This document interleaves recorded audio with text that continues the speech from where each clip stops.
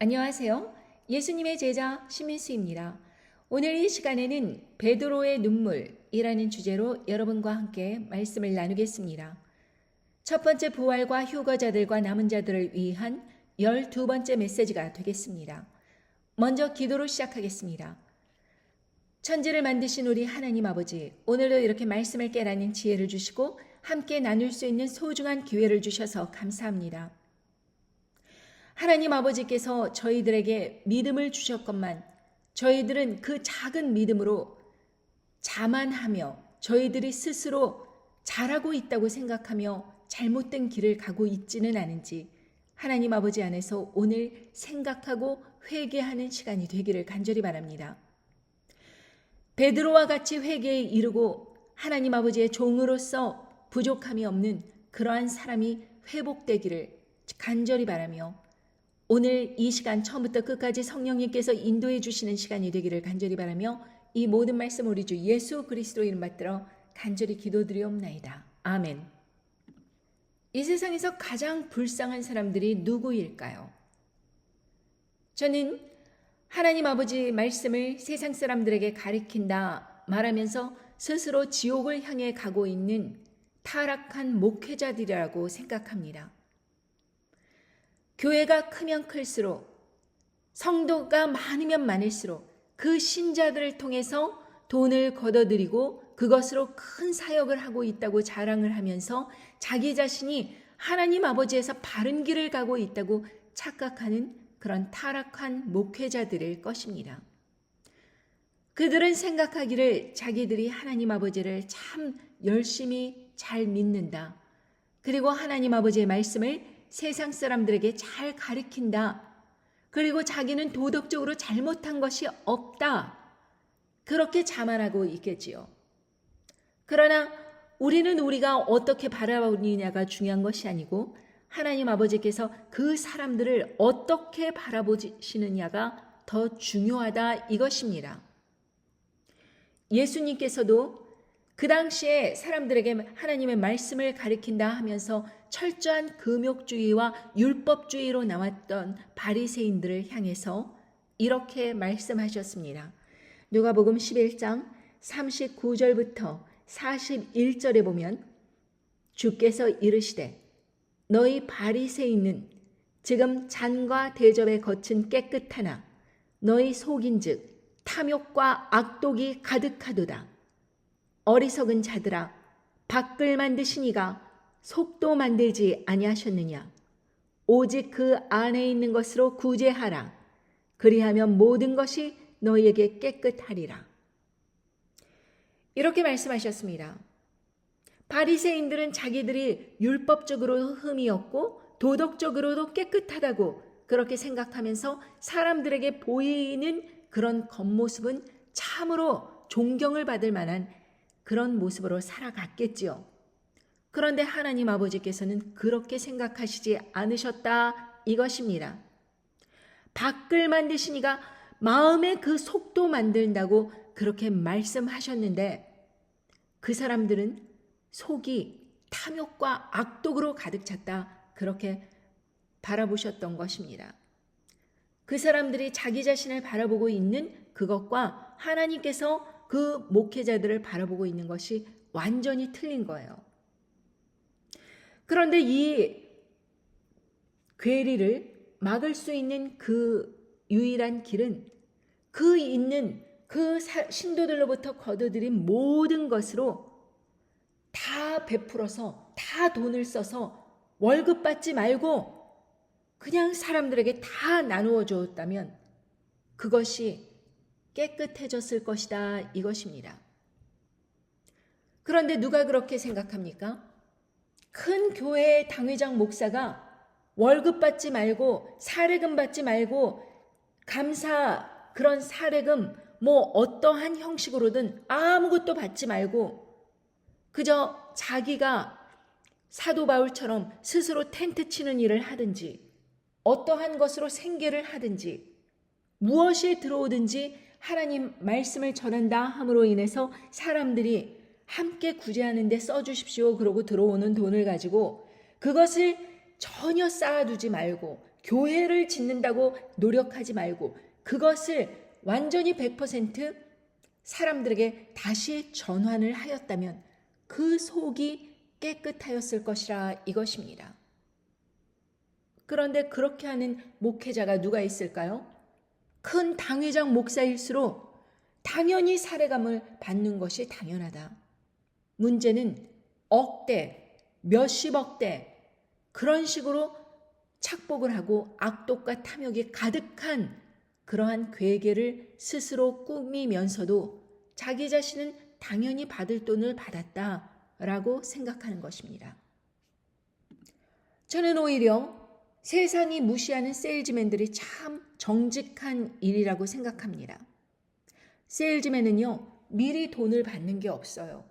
세일즈맨은 어떤 물건을 팔아서 그 회사의 물건을 다른 사람에게 팔아서 그것으로 회사가 돈을 받으면 거기에 따른 커미션을 받는 사람들이 세일즈맨입니다. 성과가 있어야지 돈을 받는 거예요. 아무리 노력한다고 하더라도 성과가 없으면 no pay. 아무것도 받을 수 없는 것입니다. 100만 마디 말을 하여도 결코 그 사람이 사람들로 하여금 어떠한 일을 추진하고 그것으로 하여금 그 구매를 하여서 그것으로 회사가 이득을 보고 그 회사는 약속한 커미션을 그 세일즈맨에게 주고 그러한 선순환이 없다면 아무런 노력도 아무런 소용이 없는 것입니다. 그런데 목회자들은 자기 스스로 일하는 게 뭐가 있어요? 그냥 하나님 말씀을 생각했던 것을 사람들에게 전해준다. 하나님 아버지 말씀에서 자기가 깨달은 것을 사람에게 전해준다. 그것이 전부입니다. 그리고 목사라는 별명까지 붙었죠. 여기 가도 대접받고 저기 가도 대접받으니 먹사라는 별명이 붙을 정도입니다. 사람들은 목회자를 하나님의 종이라고 해서 떠받들지요. 우상 숭배시 합니다. 그리고 당연히 그 사람들은 좋은 차도 타야 되고 좋은 집도 살아야 된다. 섬긴다. 마치 자기의 부모님을 섬기듯이 목회자를 섬기는 거예요. 그러한 사람들이 수만 명이 되고 그러면은 그 사람이 한번 말을 시킨다고 하더라도 가슴이 정말 벅차오르고 더욱 충성을 할 그런 마음까지 생기는 그러한 관계가 형성이 되는 것입니다. 여러분, 이것이 얼마나 우습습니까? 하나님 아버지께서 우리에게 당연히 주신 그 말씀을 자기가 잘 소화를 하여서 그것을 바르게 말씀을 전하는 것으로 무슨 이득을 얻는다는 것이 얼마나 우스운 것입니까? 왜? 하나님 아버지께서 그 사람이 만약에 열심히 일을 하여서 어떠한 진실한 그런 사람들이 하나님께로 돌아왔다. 그럼 하나님 아버지께서 그 사람의 먹고 사는 것은 책임져 주시고 이 모양 저 모양으로 다 공급해 주신다는 것을 믿을진데 왜 사람들로부터 그것을 받아야 되고 사람들로부터 존경을 받아야 되고 그런 것을 당연시 여기는 그런 사회가 됐는가 이것입니다. 예수님께서도 바리새인들을 그렇게 책망하셨듯이 하나님 아버지께서도 이 결실이 없는 이 세대에 대해서 그런 목회자들을 책망하십니다. 특히 무엇보다도 2021년도에 일어났던 이 사건으로 인하여서 이 사람이 하나님의 말씀을 가르친다 하는 하나님의 종인지 아니면 세상 편에 들어서 세상의 비율을 맞춰서 세상의 그 법도대로 사람들의 돈을 긁어모아 자기의 사리사욕을 챙기는 목회자였는지 이것이 분명하게 갈리게 되었습니다. 그럼에도 불구하고 사람들은 여전히 무엇이 잘못되었는지 깨달을 수가 없는 것입니다. 왜? 자기가 그것을 깨달은다고 하면 여태까지 누리던 그런 이득권을 다 놓아야 되기 때문입니다. 아무도 그런 일을 서슴없이 할 사람은 없지요. 저는요, 목회자들이 어느 누군가 하나님의 말씀을 간절히 전하기 위해서 자신의 인생을 걸겠다고 그렇게 헌신하면 기뻐할 줄 알았습니다. 그런데 제가 경험한 것은 기뻐하지 않아요. 좋아하지 않아요. 자기랑 상관없는 일입니다. 오히려 저 사람이 무슨 꿍깽이가 있어서 자기의 권위에 도전하면 어떡하나 그걸 더 두려워하고 있어요. 청년부 시절 때에도 제가 지금의 우크라이나, 러시아 전쟁과 같은 그러한 급박한 위기에 있는 소비에트 유니언이 무너지고 이제 러시아가 그렇게 새롭게 나오면서 마피아가 기승을 부려서 모든 그 회사들이 철수를 하고 막 전쟁 같은 게 일어나고 내분이 일어나고 그러한 상황 속에서 청년부에서 이 러시아로 선교를 갈 사람 지원하라고 그렇게 말을 하는 걸 듣고 혹시 나를 부르는 것이 아닌가. 그래서 저는 담대하게 제 목숨을 걸고 지원을 하였습니다. 그래서 제 나름대로 러시아 할머니를 찾아다니면서 러시아어를 배우고 그리고 그 지역의 어떤 풍속이라든가 이런 것들을 이제 공부하고 그러면서 나름대로 준비를 하고 있었어요. 당연히 한국에 계신 부모님께서는 반대를 하셨죠. 너가 그런 곳에 목숨 걸고 가려고 하는 것이 정신 나간 일이다. 당연히 그러지 않겠습니까? 대학원 공부를 하다가 때려치우고 그렇게 호롤단신으로 결혼도 하지 않은 그런 미혼의 나이로 그러한 위험한 곳에 가겠다고 하는데 누가 찬성을 하겠습니까? 그러니 교회에 그 지원이 정말 간절히 필요하던 때였어요. 그런데 경제적인 지원을 안 해주는 겁니다. 그래서 선교부 목사를 찾아갔어요. 청년부원들에게 그곳에 목숨을 걸고 나가서 나를 부르옵소서라고 찬양을 하면서 지원할 사람 손들어라. 이랬을 때 제가 지원을 하고 그것을 위해서 준비를 6개월간 하고 하였는데 목회자를 찾아가 제가 경제적인 것으로 어떻게 비행기표를 마련해야 될지 아니면 그곳에 가서 누구를 만나서 어떻게 생활을 해야 될지 이것에 대해서 어떠한 사전 지식도 없이 무턱대고 어떻게 가느냐 도와달라 이렇게 이야기를 했더니 그 선교부 목사가 하는 이야기가 남자분인데 여자 목소리로 좀 이상한 그런 좀 여자 목소리가 나는 분이셨어요. 그런데 그분이 이렇게 말하는 거예요. 아니 네 민수자매 누가 민수자매 선교가라고 등 떠밀었어요? 왜 나한테 그래요? 내가 민수자매 등 떠밀었어요? 그래서 제가 하도 기가 막혀서 등을 떠민 것이 아니라 제가 어떻게 경제적인 것을 마련해야지 비행기표도 사고 그곳에 가서 정착을 할 것 아닙니까? 그럼 어떻게 해야 될지 그것에 대해서 무언가 교회가 쟤는 목숨밖에 걸을 것이 없는데 교회가 무언가 저를 도와줘야 되지 않습니까? 그랬더니 권사회나 장로회를 찾아다니면서 부탁을 하라는 거예요. 그래서 권사회를 찾아가서 이래저래 말을 하고 정말 점심시간에 10분만 시간을 달라고 하면서 설명을 하였더니 10분이 되지도 않았는데 사람들이 이제 점심시간이 됐다고 벌떡 일어나더니 제가 이야기하고 있는 그 도중에 뒤쪽에서는 난리가 난 것입니다. 밥은 누가 가져올 거야? 김치 따로 가져와야 돼. 여기 10사람 그쪽 가져오면 내가 간다니까. 난리가 난 것입니다. 그러더니 제 말을 듣는 둥 마는 둥 다 뿔뿔이 흩어지고 나이 지긋한 여자 권사가 저에게 와서는 부모님께 허락은 받고 하는 짓이야? 내가 보기에는 그 쓸데없는 짓을 하는 것 같아. 부모가 얼마나 속상하겠어? 선교 간다 그러면 얼마나 속상하겠어? 잘 생각해봐요. 이러는 것입니다. 여러분, 이게 하나님을 열심히 믿는다고 하는 사람들의 반응입니다. 남은 목숨 걸고 선교지로 가겠다고 하는데 단 1불도 후원도 안 해주고 오히려 조롱하고 비난하고 핍박하고 우습게 여기고 발뺌하고 이러한 상황에 제가 목숨을 걸겠습니까? 그때 당시에 그 남자친구였던 남편이 사람들을 모아서 카와시를 했어요.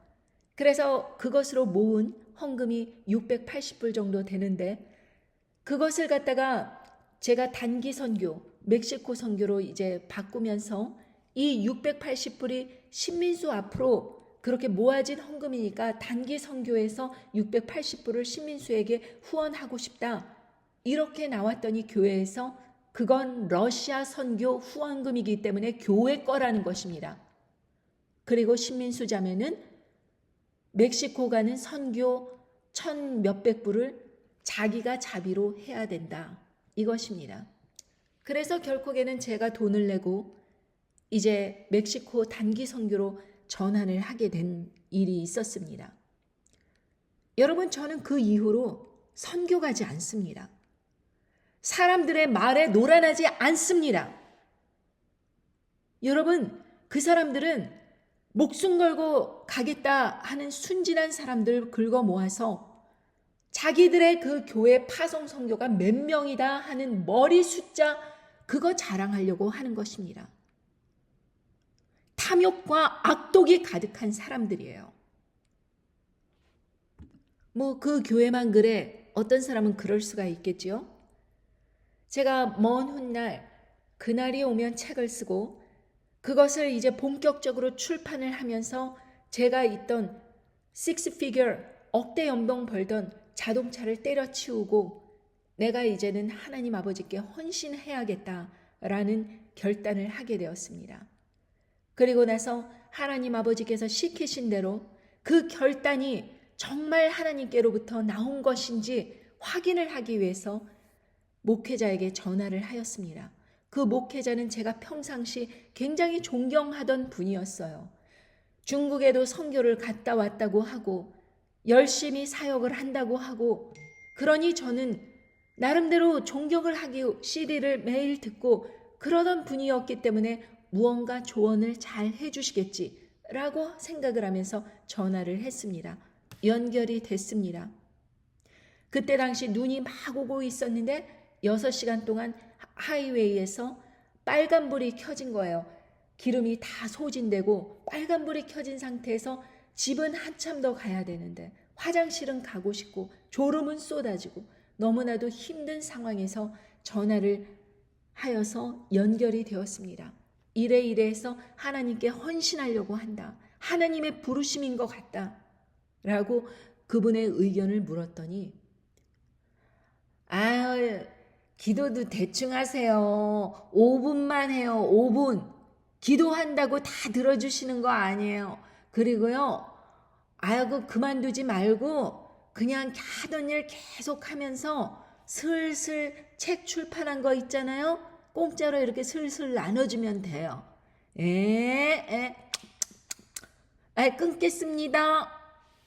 무엇을 저녁을 먹는지 뭘 하는지 쩍쩍거리면서 그러면서 정말 이렇게 한심하게도 정말 어떤 사람이 인생을 투자하겠다, 하나님께 투자하겠다 하는 그 진정성 있는 그러한 간절한 바람을 이런 식으로 폄훼를 하고 우스갯소리로 그렇게 대충 5분만 기도하라면서 그렇게 살아가라고 하는 것이 목회자들입니다. 그리고 자기 자신이 얼마나 하나님께 뜨거운지 자기 자신이 얼마나 하나님께 헌신되었는지 사람들에게 자랑을 하는 거예요. 여러분, 이 사람의 이중성에 대해서 얼마나 기가 막힙니까? 그 후로 그분은 심장병 수술을 2번이나 받고 암 진단 선고를 받고 그러고 나서 한 번은 크게 그 통성기도를 하면서 외치는 소리를 들었는데 들어주겠다고 약속을 해주셨으면은 기도를 들어줘야 될 거 아니냐 이러면서 항의를 하면서 통성기도를 하면서 약속을 지키라고 자기가 이 암 선고 진단받은 것에 대해서 깨끗하게 낫게 해주셔야 되는데 왜 낫게 해주시지 않느냐 이러면서 하나님께 항의하는 것을 들었습니다. 여러분은 어떻게 생각하십니까? 과연 여러분이 살아가면서 내가 정말로 하나님 아버지께 헌신이 되었는가? 여러분 스스로 생각을 해보신 적이 있습니까? 여러분은 이 목회자와 정말 다른 사람이라고 생각하십니까? 진정성이 있고 진실한 사람이라고 생각하십니까? 저는 이 세상을 살아가면서 진정성 있는 사람을 본 적이 없어요. 여러분, 베드로, 예수님의 수제자 베드로조차도 얼마나 진정성이 없는지, 예수님을 그렇게 오랫동안 따라다녔으면서도, 예수님과 가까이 있었으면서도 그 진정성, 간절한 마음, 하나님 아버지 앞에서 겸허하고 간절하고 겸손하고 진실되게 나오는 그 마음이 없었기 때문에 어떠한 일들이 벌어졌는가? 마가복음 14장 29절부터 보면 베드로가 여짜오되 다 버릴지라도 나는 그렇지 않겠나이다. 예수께서 가라사대 내가 진실로 네게 이르노니 오늘 이 밤 닭이 2번 울기 전에 네가 3번 나를 부인하리라. 베드로가 힘있게 말하되 내가 주와 함께 죽을지언정 주를 부인하지 않겠나이다 하고 모든 제자도 이와 같이 말하니라. 여러분, 베드로의 그 힘있게 말하되 여기에서 말하는 것이 무엇입니까? 베드로는 확신에 차 있었습니다. 주와 함께 죽을지언정 주를 부인하지 않겠나이다. 아주 당당하게, 담대하게, 자신 있게 예수님께 전하는 것입니다.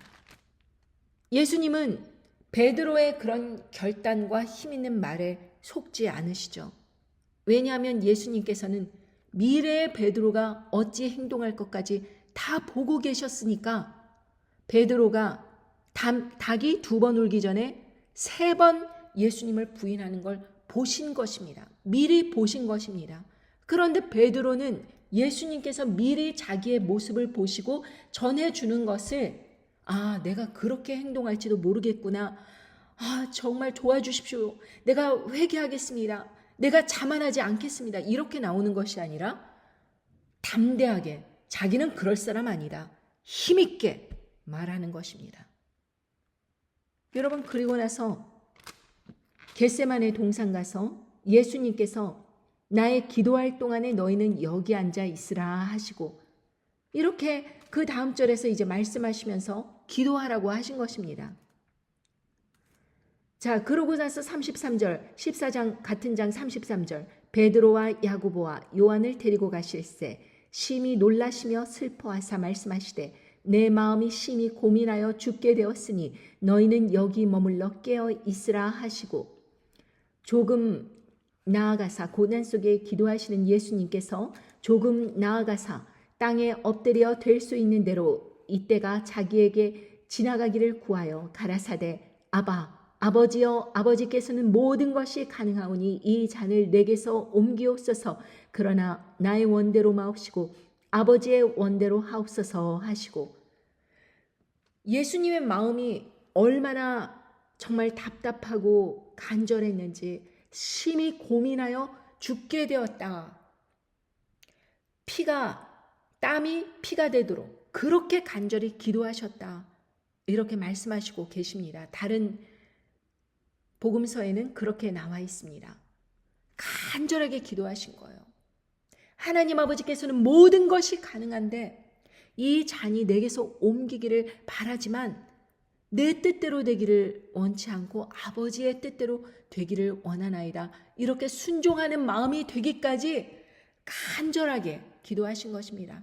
어느 누구나 죽음을 바라보고 만약에 예수님께서 어떻게 십자가에 달리실지 그 광경을 다 보시고 그 사람들의 분노와 채찍질과 이 모든 것을 다 보시고 그럼에도 불구하고 내 뜻대로 되지 말게 하시고 아버지의 뜻대로 되기를 원하나이다.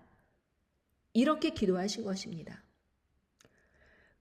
심지어 하나님의 아들 예수님께서도 이렇게 간절히 기도하였는데 그 제자들 그렇게 담대하게 힘있게 말하되 내가 그런 사람 아닙니다. 내가 주와 함께 죽을지언정 주를 부인하지 않겠나이다. 이렇게 담대하게 나오던 그 사람 베드로 어떻게 행동하였느냐? 37절 돌아오사 제자들의 자는 것을 보시고 베드로에게 말씀하시되 시몬아 자느냐?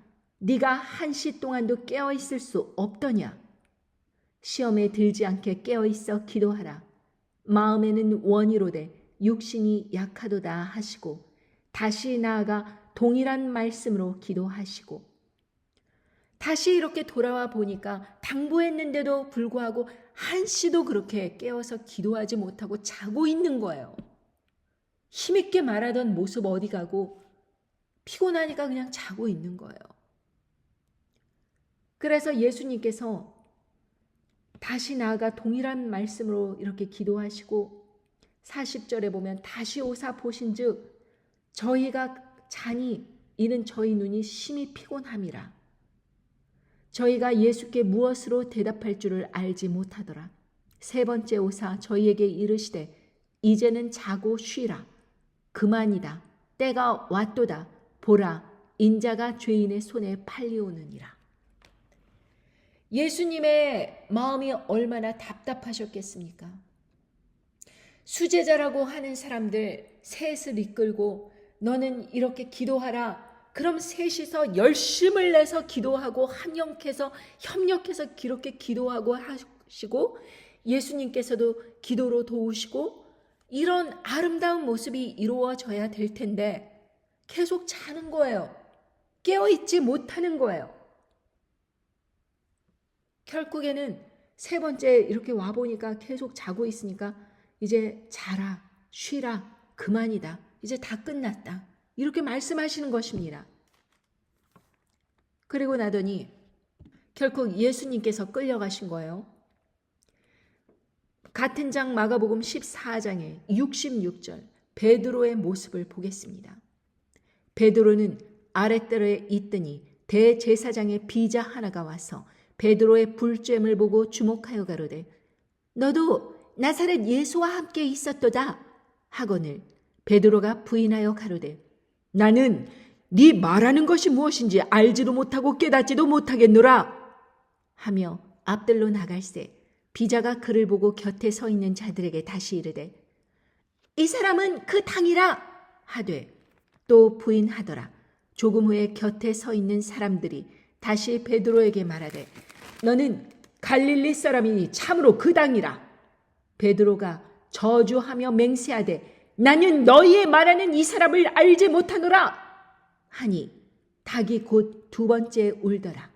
이에 베드로가 예수께서 자기에게 하신 말씀 곧 닭이 두 번 울기 전에 네가 세 번 나를 부인하리라 하심이 기억되어 생각하고 울었더라. 여러분 그렇게 힘있게 말하면서 다 예수님을 떠나가도 자기는 주와 함께 죽겠다 이렇게 나왔던 베드로. 여기서 비자라는 것은 계집종을 말합니다. 그 계집종 하나의 그 고발에도 무서워서 두려워 벌벌 떨면서 예수님을 세 번씩이나 부인하는 거예요. 세 번째 그렇게 부인할 때는 저주까지 하며 맹세를 하는 것입니다. 나는 너희의 말하는 이 사람을 알지 못하노라 하면서 말이죠. 그러니 여러분 이 베드로의 모습을 보면서 나는 이 베드로와 다른가 한번 생각해 보시기를 바랍니다. 여러분 저는 목회자들이 정말 하나님의 말씀을 힘있게 전한다 이렇게 하면서 사람들로 하여금 헌금을 요구하고 헌신을 요구하고 정말 온전히 네가 헌신해라 막 이러면서 가르치고 이러고 있지만 정작 베드로보다 못하게 자기가 스스로 적그리스도의 편에 서서 사람들에게 빨리 그 짐승의 표를 받으라고 선동할 사람들이 바로 그 사람들이다. 왜? 2021년도에 있었던 그 바벨론 음료의 복술, 파르마케이아. 여러분 지난번에도 말씀드렸지만 복술과 그리고 의료의 그 약, 조제, 이것은 같은 단어에서 파생된 단어라고 말씀드렸습니다. 파르마케이아에서 미국의 약국을 의미하는 pharmacy가 나왔습니다. 파르마케이아, pharmacy. 다 같은 언어입니다. 이 pharmacy, 제약회사, 그리고 의사협회, 간호사협회 모두 다 상징 심벌이 멸망에 가증한 것을 상징하듯 뱀이 또아리를 틀고 있고 두 마리가 이렇게 겹쳐서 틀고 있고 위에 날개가 확 퍼진 그러한 것을 사람들의 몸에 받아들이라고 재촉을 하면서 교회 안에서 접종을 하면 그 한 사람당 나오는 그 정부에서 나오는 그 돈을 받고자 교회 밖에서 받는 것이 아니라 교회 안에서 뭐 교인들 중에 간호사들 그런 사람들 있지 않겠습니까? 그러니까 쫙 간호사들 쫙 대동하고 교인들에게 주사를 다 맞히고 있는 거예요. 그 광경을 바라보면서 얼마나 기가 막히고 참남하든지. 그렇게 베드로를 이제는 적그리스도 짐승 정권이 들어설 때 이제 활개를 치면서 여전히 사람들을 미혹으로 이끌 것입니다. 이것은 우상 숭배가 아니다. 짐승의 우상에게, 형상에게, 이미지에게 그렇게 경배하는 것은 우상 숭배가 아니다. 핵전쟁이 일어났고 세계 다 망했고 이제 복구가 돼야 되는데 이렇게 협력을 해야지. 너희들이 이렇게 협력 안 하면은 그건 하나님의 뜻이 아니다. 이러면서 거짓 선지자 노릇을 할 사람들이 똑같은 사람들 바로 이 복수를 갖다가 세상에 뿌리는데 협력을 했던 이 목회자들이 바로 그 사람들이 될 것이라 이것입니다.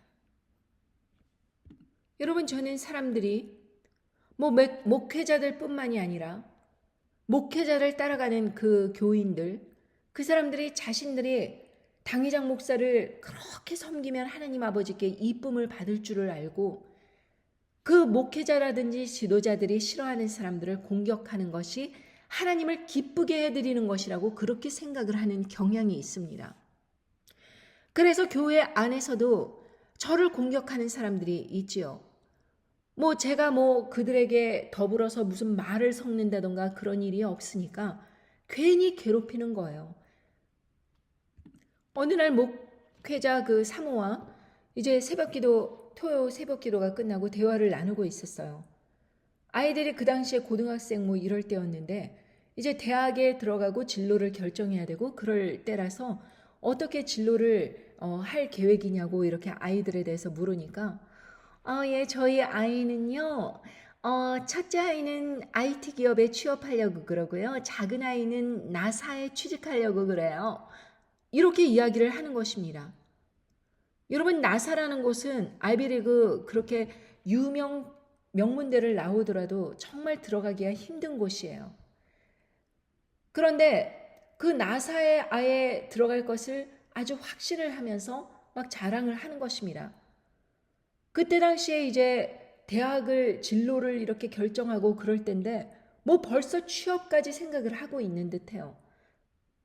그런데 갑자기 그런 대화를 나누고 있는데 저 멀리서 복도를 지나 어떤 문에서 이렇게 탁 여자가 나타나더니 네가 감히 이제 이런 표정으로 네가 감히 왜 당회장 목사 사모랑 이야기를 하느냐 이런 식으로 저를 쳐다보면서 어이 벤츠 아줌마 뭐해 여기서 벤츠 아줌마 이러고 불러대니까 주위 사람들이 저를 다 쳐다보는 거예요. 무안을 주려고 하는 것입니다. 그러더니 저희 곁에 와서는 당회장 그 목사 사모에게 예, 저번에 예산안 나온 거 보셨죠? 이러면서 아주 공손하게 두 손을 모이고 이야기를 하는데 그분의 막내딸이 20세가 됐는데 갑자기 애취 하더니 누런 코를 뚝뚝 흘리면서 배시시 웃고 있는 거예요. 그렇습니다. 그분의 막내딸은 정신지체 장애가 있는 딸입니다. 그러니까 주위에서 갑자기 사람들이 몰켜들어 아우 저 코 저거 바닥에 떨어진다. 교회 바닥에 떨어진다. 빨리 화장실 데리고 가요. 이러면서 소리를 지르니까 아이를 매몰차게 잡아 끌면서 화장실에 코 닦이러 이제 가는 것입니다. 그런데 그 20살 된 그 딸아이가 뒤를 돌아서 저를 쳐다보면서 배시시 웃어요. 근데 그 모습이 저희 엄마 무례함을 용서해 주세요 하는 그런 얼굴인 것 같아요. 그래서 저는 그 모습을 바라보면서 왜 저 사람은 저렇게 남을 괴롭히며 무례하게 하다가 또 자기 자신이 스스로 망신을 당하는가 이러면서 어이없어 하고 있었습니다. 그나저나 그렇게 자신만만해서 나사에 취직할 거라 어쩌다 이런 이야기를 하던 그 집 아들들은 남들은 다들 직장 5년 차, 3년 차 이래가지고 정말 다 이렇게 직장을 다닐 나이에 아직도 대학을 졸업 못한 듯 합니다. 만년 대학생. 한국에서 다행히 그 군대에 들어가지 않고 그 또래 아이들이 이제 미국에 와서 영주권을 받기는 했지만 이 미국에서 영어로 그렇게 학업을 따라가기 힘든 듯해요. 이제 그러한 처지에 나사를 가겠다 뭐 이러면서 막 꿈을 맘대로 펼치는 것이 믿음이라고 생각하는 그 집안을 바라보면서 그냥 찹찹한 마음이 들었습니다. 여러분, 그게 혹시 저와 여러분의 모습은 아닙니까? 자신만만해하고 있는 거예요. 이 세상 일 믿음이면 다 된다. 제가 고등학교 때 처음 교회에 발을 딛게 됐는데 부흥회라고 해서 제 친구가 그 교회를 그렇게 가자고 해서 자기 교회 오빠 좋아하는 오빠가 있는데 그 교회 오빠가 친구들을 교회에 인도해 오라고 그랬다 뭐 시켜갖고 그냥 우르르 데리고 가기까지는 했는데 그러다 보니까 부흥회 오라고 그렇게 초청을 받았는데 그 여자아이들은 다 하나도 안 오고 초대한 여자애도 안 오고 저 혼자 부흥회에 참석을 한 거예요. 그런데 그 부흥회에서 이제 양말을 벗고 들어가는 그런 조그만 지하 교회였었는데 막 강대상에서 뭐 귀신 얘기를 하면서 막 난리가 났는데 저는 그 와중에도 처음으로 성령의 그 방언 은사를 받게 된 거예요. 고등학생으로서. 그러더니 그때 당시에 제가 동대문 수영장 가서 피부병에 걸린 것이 있는데 그 방언이 터져 나오면서 피부병이 순식간에 다 나아버리고 예배가 끝나고 햇빛에 쫙 나왔는데 하나도 가렵지 않고 말끔하게 깨끗이 사라져버린 것입니다. 저는 너무나 기뻤죠. 그런데 여러분, 그러면은 그 교회가 은혜로운 교회냐? 그렇지 않습니다. 귀신이 얘기하고 뭐 사람들 뭐 양말 벗고 막 주책을 떨면서 뭐 국수 먹으라고 간다 그러면서 이리 잡아 끌고 저리 잡아 끌고 난리가 난 통에 그 교회 전도사라는 사람은 그 군복 바지를 입고 위에는 난닝구를 입고 앉아가지고 그렇게 허술하게 자기 자신을 관리도 못하고 또 당회장 목사라는 사람은 귀신 얘기를 하면서 귀신 여기 있다 저기 있다 이상한 소리를 하고 그리고 그 반주하는 고등학교 3학년 언니는 계속해서 반주를 띵똥 땡똥 하는 수준의 반주를 하고 있는데 그래도 제 나이 또래가 유일하게 그 언니인지라 언니는 대학교를 어디 가려고 하세요? 그랬더니 나 서울대야. 무슨 공부를 잘하시나요? 아니 나 음대 피아노과 가려고. 아니 나보다도 더 피아노를 못 치는 사람이 어떻게 음대 피아노과를 간다고 저러는가? 기가 막혀서 언니 공부 잘하시나 봐요. 아직 하위권이야. 하위권에다가 피아노도 못 치고 실기도 못할 텐데 현실이 그러한데 서울대 음대를 가겠다는 것입니다. 저는 하도 기가 막혀서 아니 어떻게 그러면은 서울대 음대를 갈 수 있어요? 성적이 하위권인데. 그랬더니 그 언니가 하는 말 믿음으로 가지. 믿음이면 다 되는 거야. 내가 교회 반주를 하는데 하나님께서 나 서울대 보내주시지. 여러분, 이게 믿음입니까? 여러분, 베드로처럼 자신만만해하면서 다 부인할지언정 나는 죽을지언정 주를 부인하지 않겠나이다. 이렇게 믿음으로 나왔던 사람도 목숨이 간당간당하니까 나는 예수님을 모른다 하면서 3번을 부인을 했어요. 심지어 세상 사람들 다 순리대로 가는 그 대학을 가지고 실력이 안 되는데 하나님께서 주먹구구식으로 자기를 서울대 보내달라고 쫄르면 보내준다는 식으로 이러고 믿고 있으니 여러분, 이게 믿음이라고 생각하십니까? 그렇게 믿는 사람들이 너무나도 많아요. 여러분, 믿음은 자신감이 아닙니다. 믿음은 확신이 아니에요. 믿음은 겸손함입니다. 나는 할 수 없으니 하나님 아버지께서 하신다는, 그리고 예수님처럼 나의 뜻대로 하지 마옵시고 주 뜻이 내 인생에서 이루어지시기를 바라나이다. 나를 비우는 것이 믿음입니다. 그래서 성령님으로 채워야 되는 것이 믿음이에요. 얼마 전에도 며칠 전입니다. 교회를 갔더니 이제 날씨가 좀 쌀쌀했는지 바람이 불고 그런지 코가 빨개졌어요. 예배당 안으로 종종 걸음을 하면서 들어가려고 하는데 길목을 막아서면서 이제 목회, 사모, 이런 사람들 쭉 나열돼서 그 주보를 나눠주고 있는데 저랑 별로 친하지도 않고 저는 이름도 모르는 사람이에요.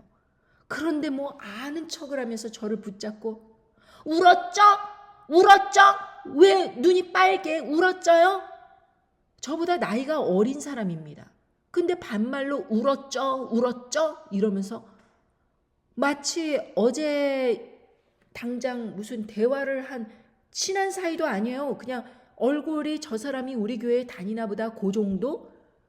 그리고 심지어 그 사람은 내가 그 모임에 한번 나가보고 싶습니다. 그 사람이 인도자인데 그렇게 말을 하였더니 싫다고 하는 거예요. 당의 회칙이 어쩌고 저쩌고 설명을 하면서 그렇게 거절을 한 바람에 저는 그 사람에게 대해서 별로 친근한 마음도 없고 별로 인사를 자주 주고받는 사이도 아니고, 그런데 난데없이 반말을 짓거리면서 저 사람이 정신이 나갔나? 가만히 왜 그랬을까 생각을 해보니까 그 옆에 목회 사모가 있는데 그 사람이 나를 싫어하니 그 사람이 싫어하는 나에게 이렇게 무안을 주면 무슨 신임을 얻을 줄 알고 그러는 것입니다. 참으로 유치하게도. 벤츠 아줌마 뭐해? 여기서 벤츠 아줌마 이러면서 무안을 준 사람처럼 그렇게 무안 주고 쪽팔리게 하면 이 당회장 목사 사모가 좋아해 줄 줄 알고. 그러니 여러분, 이게 그 사람들의 수준인데 이 사람들에게 무슨 순교적 믿음을 가르치며 예수님의 십자가 사건이 무슨 마음에 새겨져 있으며 실력도 안 되는 그런 사람이 서울대 가겠다고 그렇게 말하는 것과 똑같은 신앙으로 그냥 주먹구구식으로 살고 있는 거예요. 그러니까 넘어지고 자빠지고. 여러분, 저희 그 동네에 다들 그 중국 사람들이고 인도 사람들이고 미국 사람들이고 이제 이런 사람들이 사는데 한국 사람들이 거의 없는데 딱 한 가족 한국 사람들이 살았어요. 그 길선상에 다들 페이를 잘하고 정말 신뢰도가 있고 정말 집값이 이렇게 다 상승하는 그런 분위기였어요. 그런데 이 한국 사람 몰개지 페이를 안 내는 거예요. 꼬박꼬박 내야 되잖아요. 융자 할부금을 갚아야 되잖아요. 안 갚는 거예요. 돈 없어. 백제. 그러더니 은행에서 조정이 나와서 싼 값에 매물로 그렇게 내뒀니 동네의 집값을 1, 2억을 다 다운시키는 것입니다. 그리고 편법으로 자기가 그렇게 헐값에 판 것처럼 위장을 해가지고 딸에게 팔아 넘긴 거예요. 그러면은 딸이라도 페이를 잘 하면서 똑같은 식구들이 살고 있는데 딸이라도 열심히 융자금을 갚아서 잘 살면 되잖아요. 또 돈을 안 내, 배째 이런 식으로. 그러더니 동네 집값을 또 1, 2억을 내놓고 결국에는 두 손 두 발 다 들고 쫓겨나다시피 동네에서 나간 것입니다. 이제 그 동네에 매물이 나왔어요. 어떻게 살고 있었는지 집을 들어가 봤습니다. 곰팡이가 끼고 화장실 변기가 엉망이고 온갖 군데 더러움이 가득하고 엉망진창으로 해놓고 나간 거예요. 교회에서 그 사람들이 한때 동네 교회에 같이 다녔던 사람인 거로 저희보다 나이가 많았는데 저희가 남편과 이렇게 손을 잡고 산책을 얌전하게 하고 있으면 저희를 불러요. 일로 와봐. 아, 나 벤츠를 샀는데 이거 똥차야. 왜 이래. 알고 봤더니 정말 다 망가져가는 10년 넘은 그런 무슨 벤츠를 중고차를 샀는데 제가 무슨 벤츠 대변인이라도 되는 듯이 저를 불러 제끼며 자기의 그 서비스를 공짜로 하나라도 더 받아보려고 저를 그렇게 부르는 것입니다.